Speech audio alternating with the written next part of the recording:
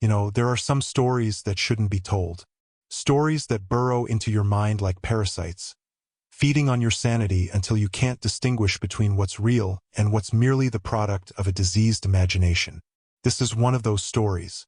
But I'm going to tell it anyway, because someone has to. Someone has to warn you about what I found in that godforsaken house on Morning Hill. It was October of 1861 when I first heard the name Eleanor Blackwell. The war between the states had just begun, and I was working as a traveling physician, moving from town to town, tending to those who couldn't afford the fancy doctors in the big cities. My route had taken me to a small settlement called Gravenmore, nestled in a valley so deep that the sun barely touched it even at midday. The town was dying. You could see it in the boarded windows, the empty streets, the way the few remaining residents hurried past each other without making eye contact. Most of the young men had marched off to war, leaving behind widows, children, and old men who spoke in hushed whispers about things that shouldn't be spoken of at all. I'd set up my practice in the abandoned barbershop on Main Street, hanging my shingle next to a window so grimy I couldn't see through it.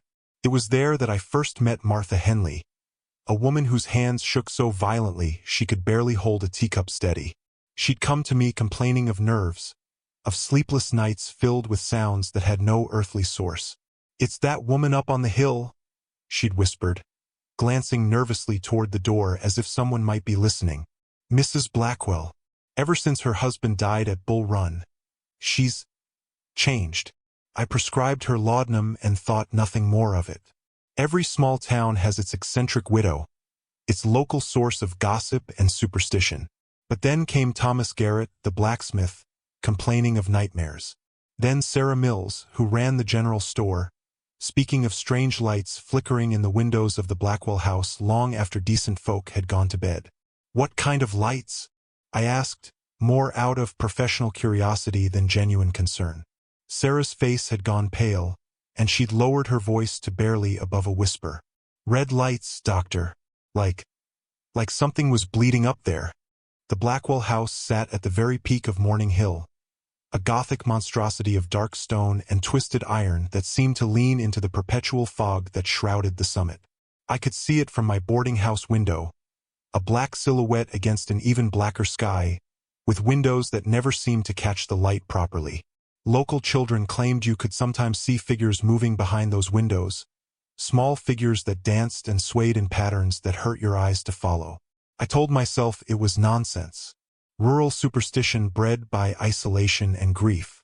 But as the weeks passed and more patients came to me with the same complaints, insomnia, anxiety, reports of whispered voices carried on the night wind, I began to wonder if there might be something more to their fears than simple hysteria. It was late November when I finally decided to pay a house call to the mysterious Mrs. Blackwell.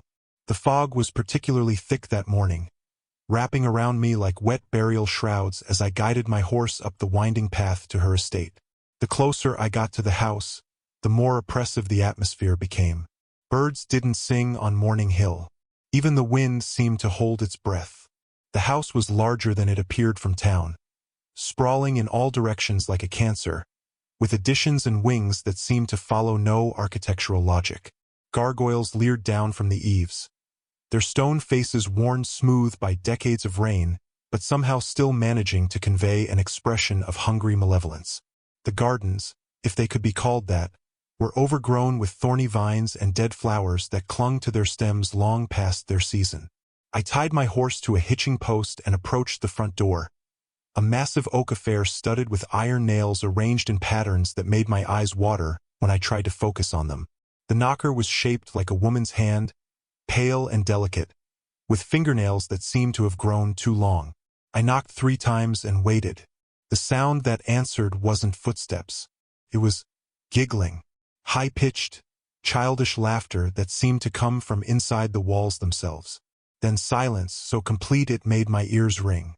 The door opened without warning, swinging inward on hinges that didn't make a sound. Standing in the doorway was a woman who might have been beautiful once, before grief and something else, something indefinable but deeply wrong, had carved lines of madness into her face. Eleanor Blackwell was perhaps 35 years old, with auburn hair that hung in unwashed tangles around her shoulders. Her dress, once fine black silk, was stained with substances I didn't want to identify. But it was her eyes that made me take an involuntary step backward. They were the color of old blood, and they held a kind of desperate hunger that reminded me of starving animals. "Dr. Morrison," she said, and her voice was like honey mixed with broken glass. "I've been expecting you." How did she know my name? I hadn't sent word ahead of my visit, and I was certain we'd never met. But Eleanor Blackwell looked at me with the kind of intimate familiarity usually reserved for old friends or lovers, and something in her smile made my skin crawl. "Please, come in," she said, stepping aside with a graceful gesture that might have seemed welcoming if not for the way her fingers lingered in the air, as if she were caressing something invisible. I so rarely have visitors these days. The townspeople seem to have developed such peculiar ideas about me. I should have left then. Every instinct I'd developed in my years of medical practice was screaming at me to mount my horse and ride back down that hill as fast as the animal could carry me. But professional obligation, or perhaps morbid curiosity, kept my feet moving forward across the threshold.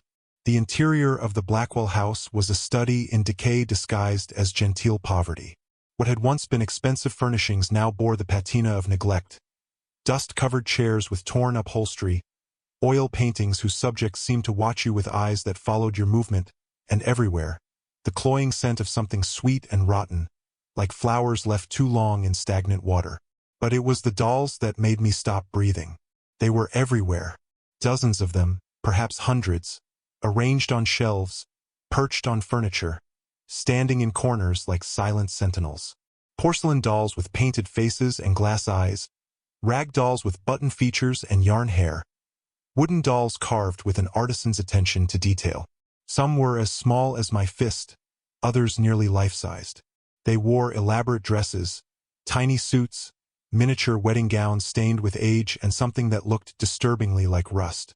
"My children," Eleanor said, noticing my stare. "Beautiful, aren't they? Each one is special, you know. Each one has its own personality."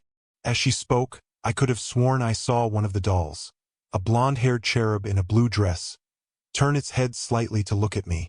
But when I blinked and looked again, it was staring straight ahead with the same glassy expression as all the others. "Mrs. Blackwell," I began, trying to inject some professional authority into my voice.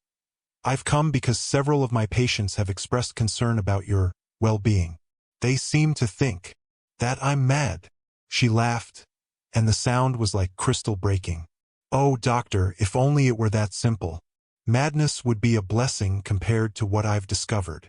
She led me deeper into the house, through rooms lined with more dolls, past windows that should have let in daylight but somehow seemed to filter it into something gray and lifeless. We walked through a dining room where the table was set for 12, with tiny place settings fit for children or dolls. The chairs were pulled out as if the invisible diners had just stepped away for a moment. "After my husband died," Eleanor continued, her voice taking on the sing-song quality of a nursery rhyme, "I found myself terribly alone. The townspeople whispered, you see. They said I was cursed, that any woman who lost 3 children in infancy must have done something to anger God. So I started collecting. First just 1 or 2 to keep me company. But then I realized they were more than just toys. They were listening." We entered what must have once been a library, though most of the books had been removed to make room for display cases filled with more dolls. These were different from the others, older, with an almost ancient quality that made my teeth ache to look at them. Their faces were more detailed, more expressive, and I had the uncomfortable feeling that they were aware of my presence.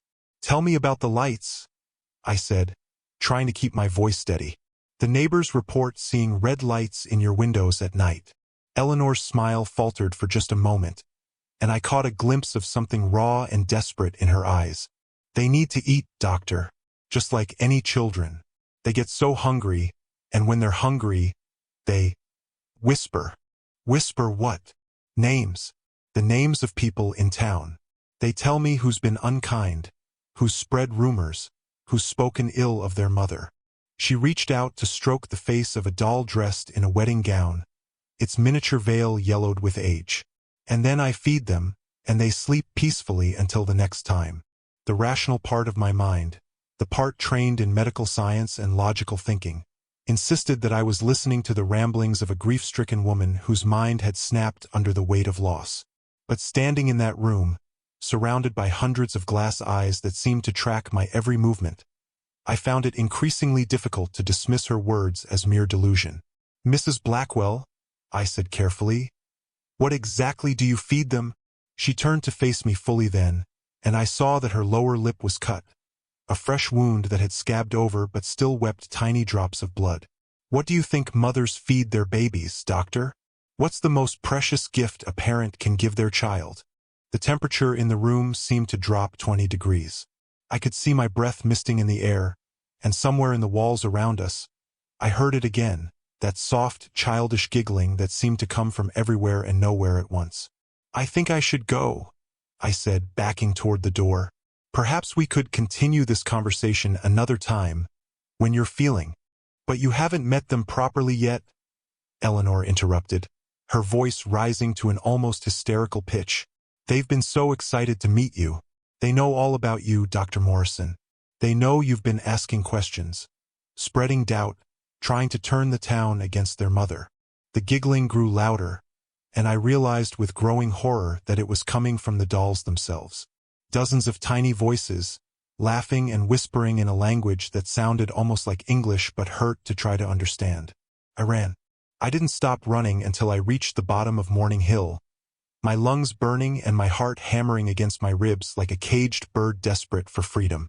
Behind me, the Blackwell house loomed through the fog, and I could swear I saw faces pressed against every window. Small faces with painted features and glass eyes that never blinked. That night, I sat in my boarding house room with a bottle of whiskey and tried to convince myself that what I'd experienced was nothing more than an elaborate hallucination brought on by stress and the power of suggestion. I'd read about such things in my medical journals, cases of mass hysteria, shared delusions that could affect entire communities. Surely that was the explanation for what I'd witnessed. But the whiskey couldn't wash away the memory of those voices, those tiny, impossible voices that had giggled and whispered my name. I must have dozed off in my chair, because I was awakened by a soft tapping at my window. The sound was rhythmic, patient, like a child playing with a ball. Tap, tap, tap. Pause. Tap, tap, tap. I stumbled to the window and pulled back the curtain, expecting to see a tree branch blown by the wind. Instead, I found myself staring into the porcelain face of a doll. It was floating outside my second-story window, suspended in the night air by no visible means. The doll was one I recognized from Eleanor's collection, a little girl in a blue dress with blonde curls and rosy cheeks. Its glass eyes were fixed on mine with an intelligence that no toy should possess, and its tiny hand was raised as if it had been knocking. As I watched in paralyzed horror, the doll's painted lips moved, forming words I couldn't hear through the glass but somehow understood anyway. "Come play with us, Doctor. Mother wants to show you how much we love her." I stumbled backward, knocking over the whiskey bottle, and when I looked again, the window was empty. Just darkness and fog and the distant outline of the Blackwell house watching from its perch on the hill. The next morning brought news that chilled me more than any supernatural encounter could have. Martha Henley, the nervous woman who had first told me about Eleanor Blackwell, had been found dead in her bed. Dr. Patterson, the town's only other medical practitioner, said it appeared to be a heart attack, though he admitted the circumstances were unusual. She was drained of blood, he confided to me over coffee at the inn. Every drop of it, as if something had drawn it out of her through tiny punctures in her wrists and throat. But here's the strange part. There was no blood anywhere in the room. It was as if it had simply vanished. I nearly choked on my coffee. Punctures? What kind of punctures? Small ones, perfectly round like needle marks. But no needle could have made wounds that precise. He leaned closer, lowering his voice. "There's something else. Her neighbors say they heard children laughing in her house all night. But Martha Henley lived alone, and she never had children." That afternoon, I found myself climbing Morning Hill again, driven by a compulsion I couldn't name or resist. I told myself I was going as a medical professional, to check on Eleanor's mental state and perhaps convince her to seek proper treatment.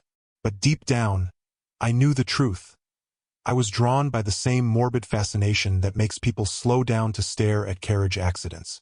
The front door stood open, as if Eleanor had been expecting me. I called out as I entered, but received no answer except for that familiar sound of childish laughter echoing through the walls.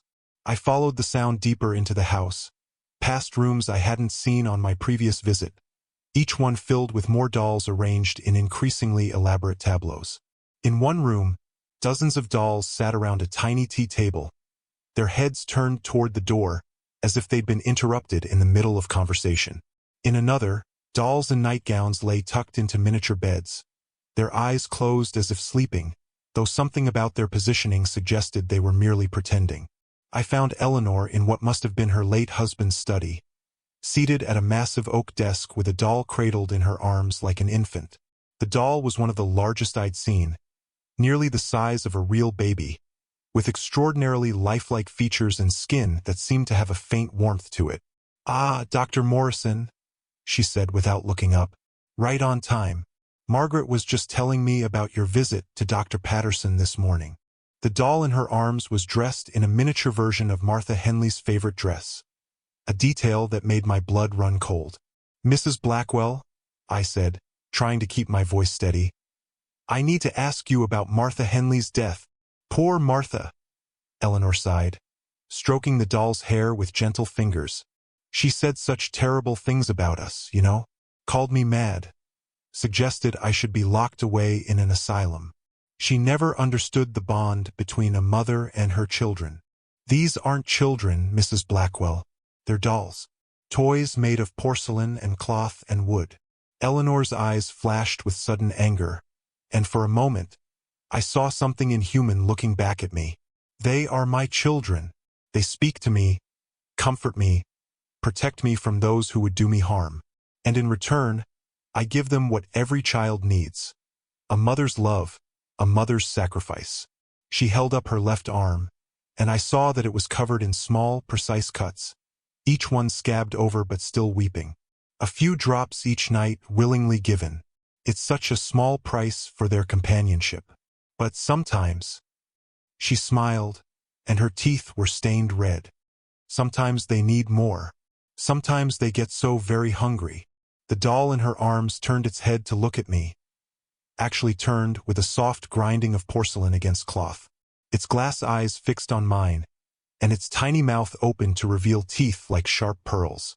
"This is Margaret," Eleanor continued, as if nothing unusual had happened. "She joined us just last night.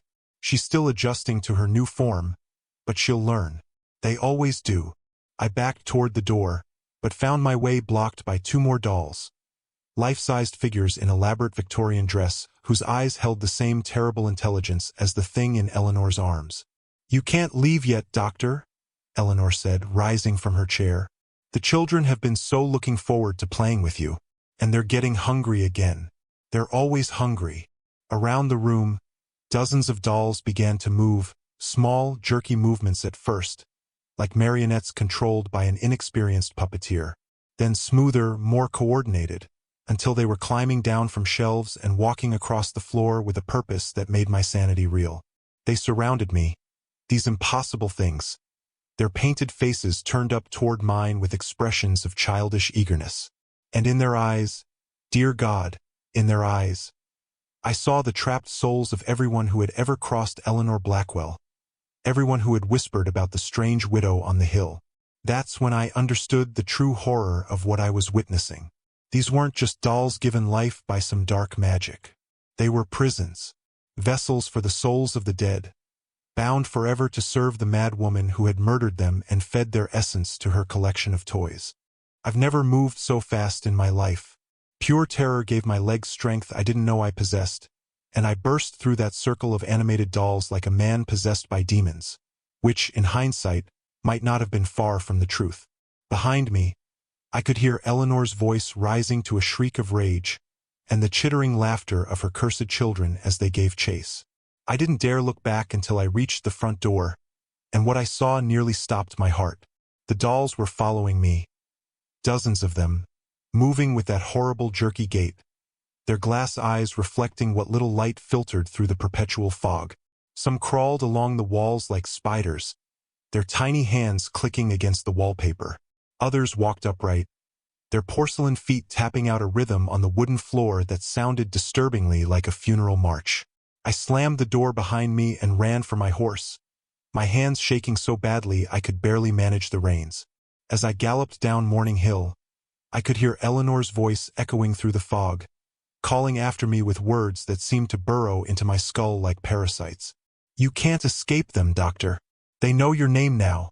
They'll whisper it to me every night, and I'll feed them until they're strong enough to come for you."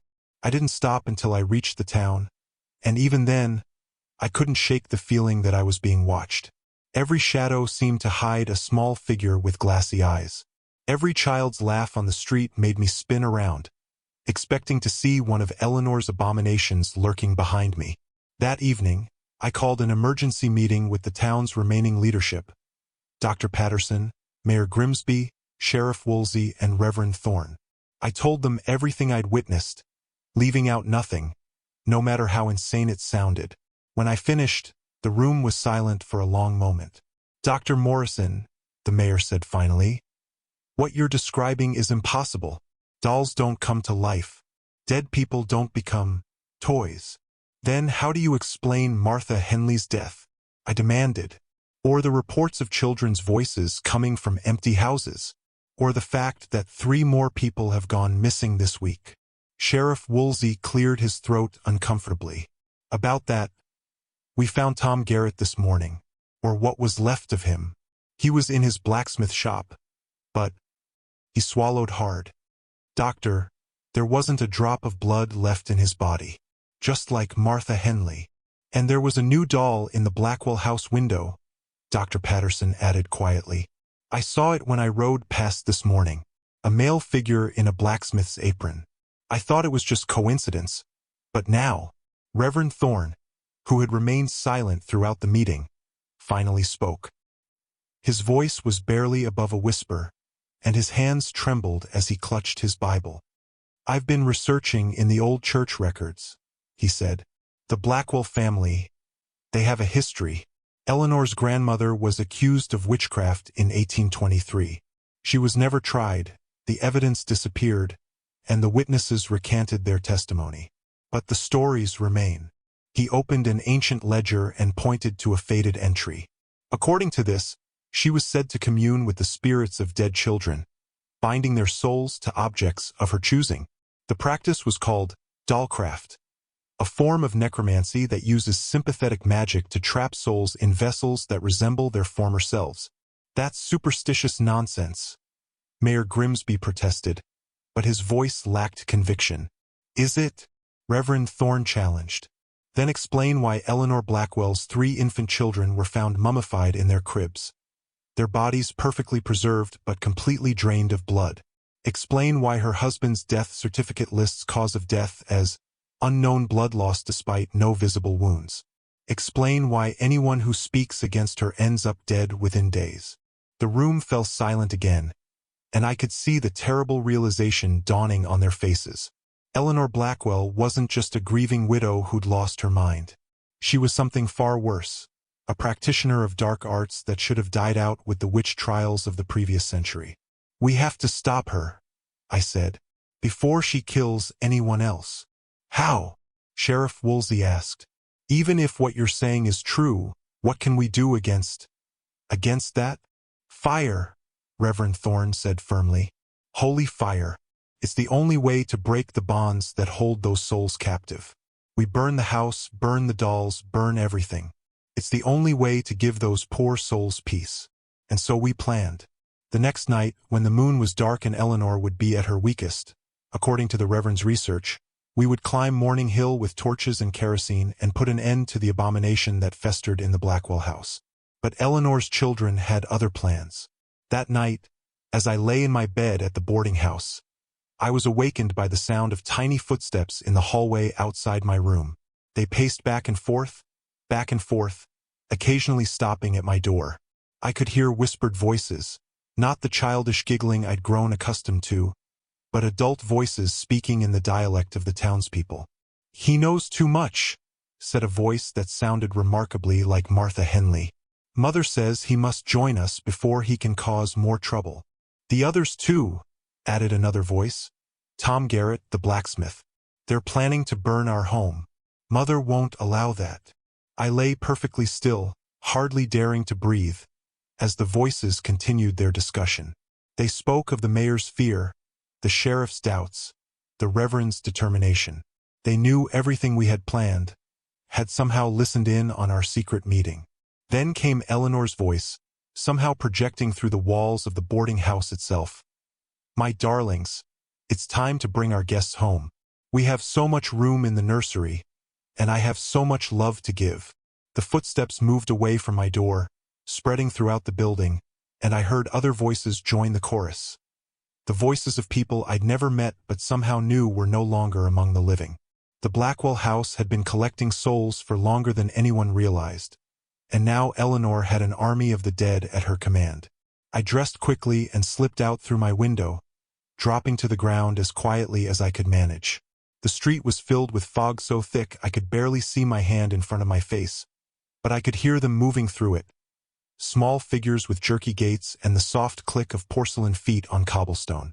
They were coming for us all. The fog that night was unlike anything I'd ever encountered. It didn't roll in gradually like normal mist.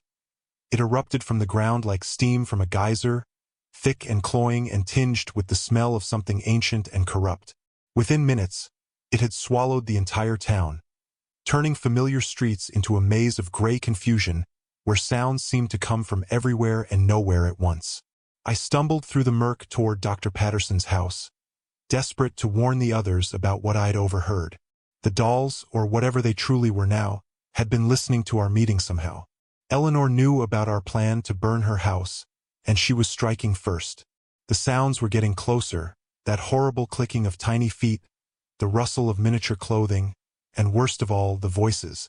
So many voices now, all whispering in the darkness, sharing secrets that made my skin crawl. "He's going to Patterson's house," said one. "Mother wants us to be gentle with the doctor. He might be useful." "The sheriff first," suggested another. "His uniform would look so nice in miniature." I reached Dr. Patterson's front door just as the screaming started. It came from inside the house. Not Patterson's voice, but something higher, more desperate. A woman's scream, though Patterson was a bachelor who lived alone. I burst through the unlocked door without knocking and followed the sound to his study. Patterson was there, but he wasn't alone. Standing on his desk was a doll I'd never seen before, a perfect miniature of his late wife, who had died of consumption 3 years earlier. The doll wore a tiny replica of her wedding dress, stained with what looked like fresh blood, and its painted face bore an expression of such profound anguish that it made my chest tighten with sympathetic pain. "Help me?" the doll whispered, its tiny mouth moving with mechanical precision. "She has us all. Every soul who dies in this valley," she claims. "We can't rest, can't move on. We're trapped in these bodies, forced to do her bidding." Patterson stood frozen behind his desk, his face white with shock. His hands were covered in fresh cuts, dozens of tiny puncture wounds that wept blood onto the floor. "Sarah?" he whispered, staring at the doll. "My God, Sarah, is it really you? She makes us hurt people," the doll continued, its voice barely audible but somehow carrying perfectly in the still air. "Makes us drain their blood to feed the others. We don't want to, but we can't stop ourselves. The hunger is too strong, and Mother's will is absolute." More dolls began emerging from the shadows. They'd been hiding throughout the house, dozens of them, representing people from the town and beyond. Men, women, children, all rendered in perfect miniature, all bearing that same expression of trapped desperation. "Run," Sarah Patterson's doll urged us, "before she comes. She's on her way down from the hill, and when she arrives, you'll never leave this place alive." As if summoned by her words, we heard the sound of footsteps on the front porch, but not the clicking of doll feet. These were the heavy, measured steps of an adult human. Eleanor Blackwell had left her house for the first time in months, and she was coming for us personally. The back door, Patterson gasped, finally finding his voice. We can escape through. There is no escape, came a new voice from the doorway. Eleanor stood there, no longer the disheveled, grief-stricken woman I'd met before. She had cleaned herself up for this occasion, wearing an elaborate black gown that might have been fashionable 50 years ago. Her hair was arranged in perfect ringlets, and her face had been painted with rouge and powder like a doll herself. But it was her eyes that truly terrified me. They glowed with an inner red light, like coals in a furnace. Dr. Patterson, Dr. Morrison, she said with a curtsy that belonged in a ballroom, not a scene of supernatural horror. Thank you for coming to play with my children. They've been so lonely lately, with everyone in town avoiding us. The dolls on the desk and shelves began to move, climbing down and surrounding us with that terrible jerky gait. Up close, I could see that they were more than just animated toys. They were perfect replicas of human beings, complete down to the finest detail. Each one carried the essence of a person who had crossed Eleanor Blackwell, their souls trapped forever in porcelain and cloth prisons. It started with my babies, Eleanor said conversationally, as if we were discussing the weather. 3 beautiful children, taken from me by fever and weakness. I couldn't bear to let them go, so I found a way to keep them with me. A ritual passed down through my family, a way to bind souls to objects that would preserve them for eternity. She gestured to 3 small dolls that sat on a shelf behind her, infant figures in christening gowns, their faces peaceful and serene. Unlike the others, these dolls didn't show signs of distress or awareness. They were her willing companions, content to spend eternity as their mother's beloved toys. But they were so small, so fragile, Eleanor continued. They needed protection, needed siblings to keep them company. So I began expanding our family. My husband was first. He objected to my methods, called them unnatural. But now he understands. They all understand, eventually. Patterson made a sudden break for the back door, but 3 dolls blocked his path, their tiny arms somehow possessing the strength to hold back a full-grown man.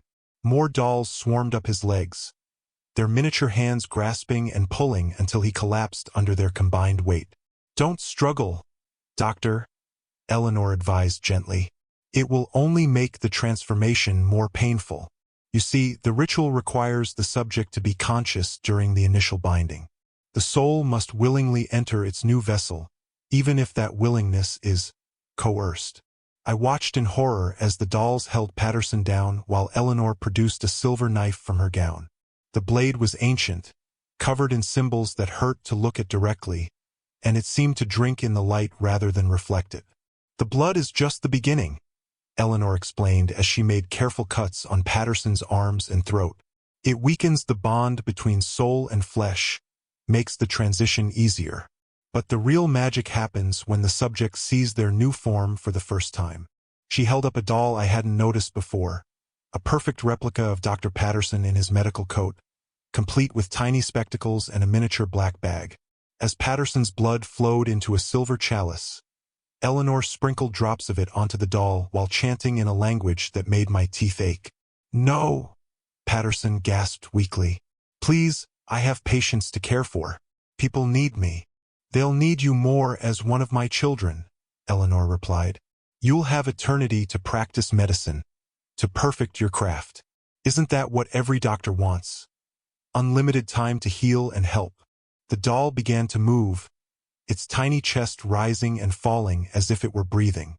Its eyes opened, Patterson's eyes, trapped in a porcelain head, and looked directly at the dying man on the floor. Welcome home, son, Eleanor whispered. And I saw Patterson's life force leave his body and enter the doll in a shimmer of silver light. The transformation was complete. Dr. Patterson was dead, his soul now bound to a toy no larger than my hand. The doll stood up, straightened its tiny coat, and walked to join the others surrounding me. Your turn, Dr. Morrison, Eleanor said, turning her attention to me. I have such a beautiful form prepared for you. You'll love spending eternity as part of our family. But I had one advantage she hadn't counted on. While she'd been focused on Patterson's transformation, I'd been slowly reaching into my medical bag. My fingers closed around a small bottle of carbolic acid, and before she could react, I threw it directly into her face. Eleanor screamed, a sound like breaking glass mixed with a wounded animal's cry. The acid burned through her painted features, revealing something underneath that wasn't entirely human anymore. Whatever ritual had given her power over the dead had changed her as well, turning her into something between the living and the dead. The dolls around me froze, their animation temporarily disrupted by their creator's pain. I didn't waste the opportunity. I grabbed Patterson's oil lamp and hurled it at the nearest shelf of dolls, sending them scattering in flames. "My children!" Eleanor shrieked, trying to beat out the fires with her bare hands. "You're destroying my children!" I ran for the front door, but not before I heard something that chilled me to the bone. The sound of tiny voices screaming in agony as the flames consumed their prison bodies. Those weren't just dolls burning. Those were souls being released from decades of torment, and their cries of relief mixed with gratitude were almost as horrible as their previous suffering. Behind me, Eleanor's inhuman shrieks grew louder, and I could hear her calling to her remaining children scattered throughout the town. The fog began to swirl and thicken, as if responding to her rage, and I knew that every doll in Gravenmore would be hunting me before the night was through. The fire spread quickly through Patterson's house, and I could hear Eleanor's anguished cries growing fainter as I stumbled through the fog-choked streets. But I knew the reprieve would be temporary. Destroying a few dozen dolls might have freed some souls, but Eleanor's collection numbered in the hundreds, and now she would be more desperate and dangerous than ever. I needed to reach the others, Mayor Grimsby, Sheriff Woolsey, Reverend Thorne. If we were going to survive the night, we needed to work together. But the fog had transformed Gravenmore into an alien landscape where nothing looked familiar. Streets I'd walked a dozen times seemed to lead nowhere, and every shadow might conceal one of Eleanor's cursed children. The whispers started as soon as I left Patterson's burning house behind. Tiny voices carried on the wind, speaking in the dialects of people from across the valley. Some recent, others bearing the archaic speech patterns of decades past. "He burned us," they said. "He hurt Mother. He must pay." "Find him," urged another voice. "Make him one of us. Make him understand." I pressed my back against a building, the post office, I thought, though it was impossible to be sure in the thick fog, and tried to get my bearings. That's when I saw them moving through the mist like ghostly apparitions. Dozens of dolls, some walking upright, others crawling along fences and walls, all converging on my location with predatory purpose. They moved differently now than they had in Eleanor's house. Before, their movements had been jerky, mechanical, like marionettes controlled by an inexperienced hand. Now they flowed through the fog with fluid grace, their porcelain faces turned toward me with expressions of hunger and malevolent intelligence. I ran again, my medical bag bouncing against my hip as I fled deeper into the maze of fog-shrouded streets. Behind me, I could hear them giving chase, the sound of tiny feet, the rustle of miniature clothing, and always those whispered voices urging each other on. "This way, children," came Eleanor's voice, though she was nowhere to be seen. "He cannot hide from us forever. We know this town better than he does. We know every hiding place, every secret passage." I ducked into an alley between two buildings, pressing myself against the wall and trying to control my ragged breathing. The dolls passed by the alley mouth like a parade of the damned, men in suits, women in elaborate gowns, children in Sunday clothes, all reduced to palm-sized caricatures of their former selves. One of them, a little girl in a blue dress with blonde ringlets, stopped at the alley entrance and turned her porcelain head toward my hiding place. Her painted lips curved into a smile that revealed teeth like needles. "Found you," she whispered. Before I could react, more dolls poured into the alley from both ends, cutting off any escape. They surrounded me, their glass eyes reflecting what little light penetrated the fog, their tiny hands reaching upward with grasping fingers. "Don't be afraid," said the blonde girl, her voice carrying the cadence of a much older woman. "Mother will make it quick. The pain only lasts a moment, and then you'll be with us forever. Isn't that wonderful? A family that will never abandon you, never grow old, never die." I fumbled in my medical bag for anything that might serve as a weapon. My fingers closed around a bottle of chloroform, and I uncapped it, splashing the contents across the nearest dolls. Several of them stumbled backward, their movements becoming sluggish as the chemical took effect. "Poison!" shrieked one of them. "He's trying to poison us." But the chloroform only slowed them down. It couldn't stop them entirely. They kept coming, climbing over their affected companions, their need to capture me overriding any sense of self-preservation. I broke one of my glass bottles and used the jagged edge to slash at the dolls closest to me. Where the glass cut them, they bled. Not the red blood of living beings, but something silver and luminescent that hissed when it hit the ground. "You're hurting them." Eleanor's voice echoed off the alley walls. "They're just children. How can you hurt innocent children?" "They're not children," I shouted back, continuing to fight my way through the miniature mob. "They're prisoners. You're the one hurting them by keeping their souls trapped." I managed to break free of the alley and stumbled back onto the main street, but the dolls followed, their numbers seemingly endless. More emerged from buildings, from storm drains, from places they couldn't possibly fit. The entire town had become Eleanor's hunting ground, and every shadow concealed more of her cursed offspring. That's when I heard the church bell ringing. Not the regular hourly chimes, but the frantic pealing of someone pulling the rope in desperation. Reverend Thorne. He was alive and he was calling for help. I fought my way through the fog toward the sound, the dolls nipping at my heels like tiny, vicious dogs. The church loomed out of the mist like a sanctuary, its steeple barely visible in the murky air. I could see light flickering in the windows, blessed candlelight that seemed to push back the supernatural darkness. I burst through the church doors and slammed them behind me, throwing the heavy wooden bar into place. The interior was lit by dozens of candles, their flames dancing wildly as if responding to some unseen wind. Reverend Thorne stood at the altar, his Bible open before him, his lips moving in silent prayer. "Dr. Morrison," he called out when he saw me. "Thank God you're alive." I felt the disturbance when Patterson's house caught fire. "How many did you manage to free?" "Maybe 24, I gasped, slumping against the doors as tiny hands began pounding on them from outside. "But there are so many more. Reverend, she's had these souls trapped for decades. Generations of people who died in this valley, all of them bound to her will." "I know," he said grimly. "I've been reading the old records, trying to find some way to break the binding ritual. There is a way, but it requires a tremendous sacrifice." The pounding on the doors grew more insistent, and I could hear Eleanor's voice rising above the din. "Let them out, Reverend. Open the doors and let my children come home to Mother." "What kind of sacrifice?" I asked, though I was afraid I already knew the answer. Reverend Thorne closed his Bible and looked at me with eyes that held the weight of terrible knowledge. "The ritual that binds souls to objects draws its power from the life force of the living. To break all the bindings at once, to free every trapped soul simultaneously, someone must willingly give their life to sever the connections." "You're talking about suicide," I said flatly. "I'm talking about martyrdom," he corrected.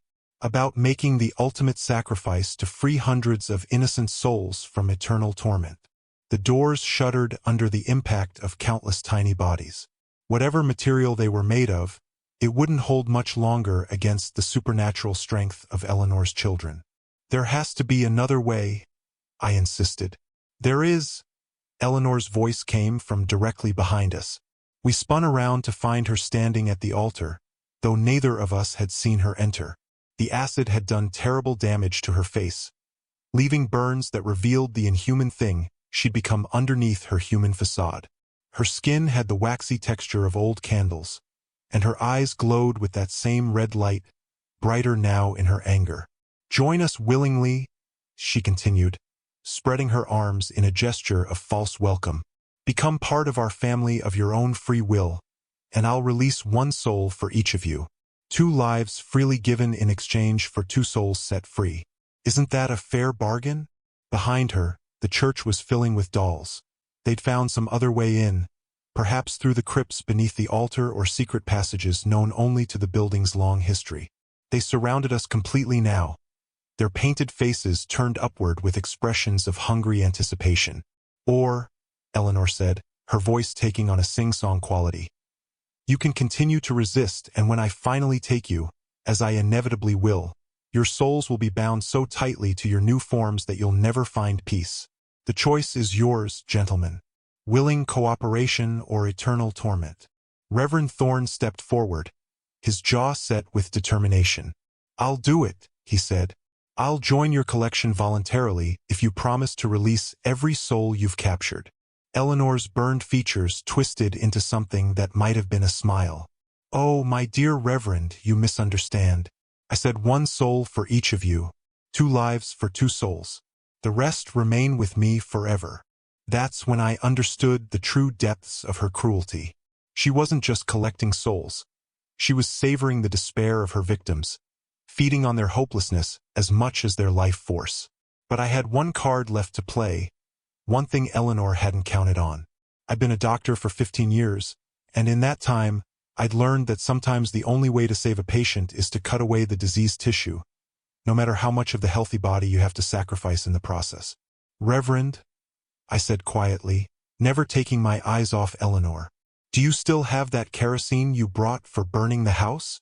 His eyes widened with understanding. In the vestry.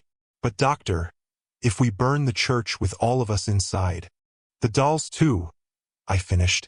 All of them, every soul she's collected, freed in one great conflagration. Eleanor's expression shifted from triumphant to alarmed. You wouldn't dare. This is sacred ground. You'd be committing murder and suicide. Would I? I asked, pulling the last bottle from my medical bag, grain alcohol, nearly pure ethanol that would burn like liquid fire. Or would I be performing the greatest mercy in this valley's history? The dolls began moving toward us, but they were too late. I smashed the bottle against the wooden altar and watched the alcohol spread across the ancient wood. Reverend Thorne produced a burning candle, his hands steady despite the magnitude of what we were about to do. Wait! Eleanor shrieked, her composure finally breaking completely. My children! You can't destroy my children. They're not your children, I said firmly. They're souls you've stolen and tortured, and it's time to let them go. The Reverend dropped the candle. The flames took hold with an eagerness that seemed almost supernatural, racing across the alcohol-soaked altar and spreading to the ancient wooden pews with hungry voracity. The church, built over a century ago with timber that had seasoned to tinder dryness, became an inferno in mere moments. Eleanor's scream was unlike anything I'd ever heard, a sound that seemed to come from the very depths of hell itself. It rose above the crackling flames, above the sounds of burning wood and collapsing beams, a wail of anguish and rage that made the church windows shatter outward in a shower of multicolored glass. But beneath her inhuman shriek, I heard something else, hundreds of tiny voices raised not in terror, but in relief. The dolls weren't trying to escape the flames. Instead, they were walking directly into them, their porcelain faces turned upward with expressions of profound gratitude. Thank you, they whispered as the fire consumed them. Thank you for setting us free. I watched as souls began rising from the burning dolls, shimmering forms that took on the shapes they'd worn in life before ascending through the smoke-filled air toward whatever peace awaited them beyond. Men and women, children and elderly, decades worth of victims finally released from their porcelain prisons. Eleanor stumbled backward, her hands pressed to her head as if she could somehow block out the sound of departing souls. No! She screamed. Come back. Don't leave me alone. I did everything for you. I gave you eternal life. You gave them eternal torment, Reverend Thorne said, his voice barely audible over the roar of the flames. The fire was spreading faster than I'd anticipated, and the air was becoming thick with smoke. We had perhaps minutes before the entire structure collapsed. That's when I saw them. 3 small figures walking through the flames without being consumed. Eleanor's original children, the babies who had died in infancy and started her descent into madness. Unlike the others, they weren't trying to escape their doll bodies. They approached their mother with tiny arms outstretched, their porcelain faces serene and loving. Mama, said the smallest one, an infant in a christening gown. It's time to come with us. Time to let go. For a moment, Eleanor's mad rage faltered, replaced by the grief and love that had driven her to such extremes. She knelt and gathered the 3 dolls to her chest, cradling them as she must have done when they were alive. "I couldn't lose you," she whispered, tears streaming down her burned cheeks. "I couldn't bear to be alone." "You were never alone, Mama," said another of the children. "We've been waiting for you to join us properly, not trapped in these shells, but free to move on together. But the others, all the souls I've collected, they were supposed to be your brothers and sisters, supposed to keep you company." "They were frightened, Mama," the 3rd child said gently. "They didn't choose to stay. Only we chose to wait for you, because we love you." The flames were closing in around us now, and I could feel the heat starting to singe my clothes. Reverend Thorne grabbed my arm, pulling me toward what remained of the door. "Doctor, we have to go. The roof is about to collapse." But I couldn't tear my eyes away from the scene unfolding before us. Eleanor was changing, her waxy, inhuman features softening back into those of the grief-stricken mother she'd once been. The red glow in her eyes faded, replaced by something achingly human. "I'm sorry," she whispered to the ascending souls around her. "I was so lonely, so afraid. I thought if I could keep you all with me, I'd never have to face death alone." "Death isn't something to face alone, Mama," her children said in unison. "It's something to face together with love." The dolls holding her began to glow with the same silver light I'd seen when souls departed their porcelain prisons. But instead of rising toward the ceiling, Eleanor's essence seemed to merge with theirs, creating a brilliant column of light that pierced through the smoke and flame. The last thing I saw before Reverend Thorne dragged me from the burning church was Eleanor Blackwell, no longer the mad creature who had terrorized Gravenmore, but a young mother reunited with her children at last. They rose together through the collapsing roof, for souls finally at peace, leaving behind only the cleansing fire that would reduce her collection of horrors to ash and memory. We stood in the fog-shrouded cemetery, watching the church burn. The flames seemed to reach impossibly high, creating a pillar of fire that could be seen for miles. Around us, the unnatural fog was beginning to lift, and I could hear the normal sounds of a living town returning. Dogs barking, roosters crowing in the distance, the everyday noises that had been absent from Gravenmore for so long. "Is it over?" Reverend Thorne asked, his voice hoarse from smoke inhalation. I looked up toward Morning Hill, where the Blackwell house sat silhouetted against the night sky. As we watched, lights began flickering in every window, not the red glow of Eleanor's feeding rituals, but the warm yellow light of normal flames. Then, one by one, the lights went out, leaving the house dark and empty for the first time in decades. "Yes," I said, "it's over." But even as I spoke those words, I knew they weren't entirely true. The supernatural threat had ended, the trapped souls had been freed, and Eleanor Blackwell had found the peace that had eluded her for so long. But the memory of what I'd witnessed, the knowledge of what one person's grief and desperation could create, would haunt me for the rest of my life. The next morning, Mayor Grimsby and Sheriff Woolsey found us sitting by the smoldering remains of the church. They'd hidden in the jail all night, they said, after seeing the dolls moving through the streets. When the fog lifted and the whispers stopped, they'd finally dared to venture out. "What happened here?" Mayor Grimsby demanded, surveying the destruction. I looked at Reverend Thorne and he nodded slightly. We'd agreed on our story during the long hours we'd spent watching the flames die down to embers. "Gas leak," I said. "Some kind of natural gas deposit under the church. It must have been building pressure for years. When it finally erupted, the whole building went up at once." "And Mrs. Blackwell?" Sheriff Woolsey asked. "Died in the fire," Reverend Thorne said. "She was in the church when it happened, trying to save some of her possessions." It wasn't entirely a lie. Eleanor Blackwell had died in the fire. The twisted, mad creature she'd become had perished in those flames, allowing the grieving mother underneath to finally find peace. I left Gravenmore the next day. There was nothing more I could do for the town, and I found I couldn't bear to stay in a place where I could see Morning Hill from my window. Some of the other townspeople left too, those who'd witnessed too much to ever feel comfortable in the valley again. But life returned to normal for those who remained. Children began playing in the streets again. The birds came back. The unnatural silence that had blanketed the town lifted like a curse being broken. I never practiced medicine in a small town again. I moved to the city, where the horrors were human in nature and could be understood, if not always cured.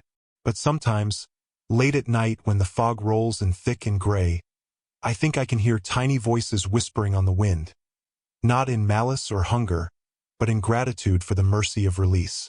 And sometimes, God help me, I find myself checking the shadows in my room, just to make sure there are no small figures with glass eyes watching me from the darkness.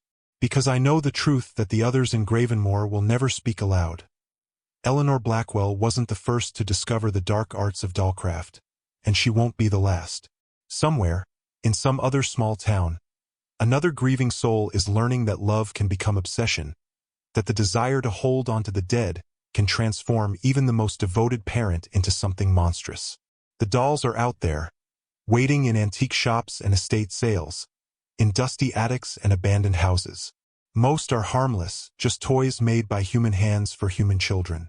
But some carry the weight of souls that should have been allowed to rest. So when you see them, those perfect porcelain faces with eyes that seem to follow you, those miniature hands that reach toward you with impossible longing, remember Eleanor Blackwell and her collection of sorrow. Remember that sometimes the greatest act of love is learning how to let go. And whatever you do, don't listen if they whisper your name.